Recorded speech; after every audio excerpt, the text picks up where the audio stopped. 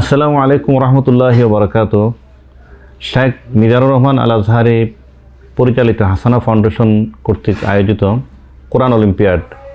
তো কোরআন অলিম্পিয়াডের কার্যক্রম আমরা পোস্টার পড়েছি আলহামদুলিল্লাহ, এবং মিজানুর রহমান আজহারি ভাইয়ের যে পোস্টের মাধ্যমে আমরা জেনেছি। তো কোরআন অলিম্পিয়াডের মূল লক্ষ্য হচ্ছে যুবকদের মধ্যে, ছাত্রদের মধ্যে কোরআন সম্পর্কে জানা, কোরআন সম্পর্কে আগ্রহ তৈরি করা এবং কোরআনের সারসংক্ষেপ তারা যেন জানার চেষ্টা করে।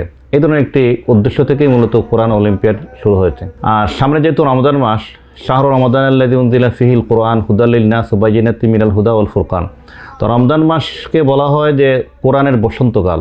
আমরা যেন কোরআনের বসন্তকালে কোরআন অলিম্পিয়াড সম্পর্কে আমরা সবাই, যারা ছাত্র ভাই যারা আছেন, আমরা সবাই যেন চেষ্টা করব যে রেজিস্ট্রেশন করার জন্য এবং এখানে অংশগ্রহণ করার জন্য।